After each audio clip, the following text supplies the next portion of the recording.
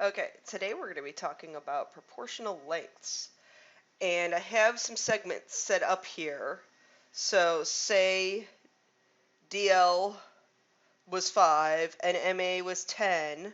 Let's say LS is 15 and AT is 30. So DL, which is 5 over MA, which is 10, is equal to 15 over 30, and that's true because they both simplify to be 1/2, then our whole segments are divided proportionally. So that's what divided proportionally means. When I can set up a proportion that's going to simplify out. So our triangle proportionality theorem, and I usually abbreviate that triangle prop theorem. So if you have one line parallel to one of the sides of a triangle and intersects the other side, so I have parallel lines here, then it divides those sides proportionally, meaning that AX over AY is equal to XB over YC. And we know that these triangles are going to be similar, so there's a whole lot of other proportions that we can set up there. Okay, so keep that in mind. So find the length of DF. So let's set up our proportion. Because I have parallel lines, DF is to DH as FG is to HJ. I now plug in. So I'm looking for DF. Now substitute in. DH was 12. FG is 6. HJ is 8. So take and multiply, we have 8 times DF is equal to 72. So DF is equal to 9.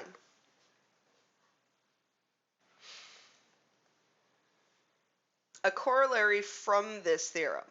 If we have 3 parallel lines that intersect 2 transversals, so I have 3 parallel lines, I have 2 transversals, they divide our sides proportionally.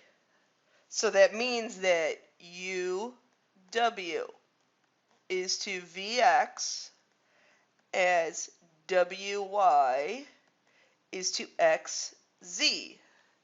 And there's a whole lot of other proportions that we could set up. Okay, so keep that in mind. There's a whole lot of many more proportions we could set up. Like for example, UW, so this side is to WX, this side right here, as say the whole thing, UY, is to YZ. And there's so many other proportions that we could set up there. Okay, so in our diagram, HK is parallel to LM, which is parallel to NP. And HL is 2.4, KM is 2.8, MP is 4.9. I'm looking for LN. So set up your proportion. HL is to KM as LN is to MP. And then fill in HL. So I have 2.4 is to 2.8 as LN, that's what I'm looking for, is to MP, which is 4.9. So I take it, I multiply these and solve, and I get LN equaling 4.2. Okay, this one is a challenging one for some guys to remember. Okay, if a ray bisects an angle of a triangle, then it divides, so this angle bisector divides the opposite side into 2 segments proportional to the other 2 sides. So how I think about it is AD is to DB as, okay, so the adjacent side to AD. AC is to CB. Because AC is the adjacent side to AD, and CB is our adjacent side to DB. There's also another proportion you can set up. Okay, that would also work. So AD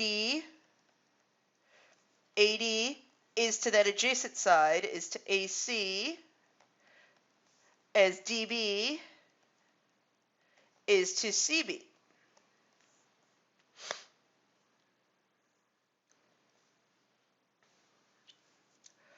Okay, so in this example, we have our angle bisector, so angle QPR is equal to RPS. Use the given side lengths to find the length of QR. So make QR equal to what we're trying to find. So therefore RS is 18 minus X. So set up your proportion. And I don't care which of the two proportions you guys use. QR is to RS, as QP, the side adjacent to QR, is to PS. Now substitute in and solve. QR, that's what I'm looking for. That's why I named it X. Is to RS, which is 18 minus X, as QP, 12, is to PS, 8. So, take and cross multiply, we get 8x is equal to 216 minus 12x. I add the 12x over, so I get 20x is equal to 216. X ends up being 10.8. And that's okay to get a decimal there. There are your lesson questions. Please make sure your lesson summary is submitted on time.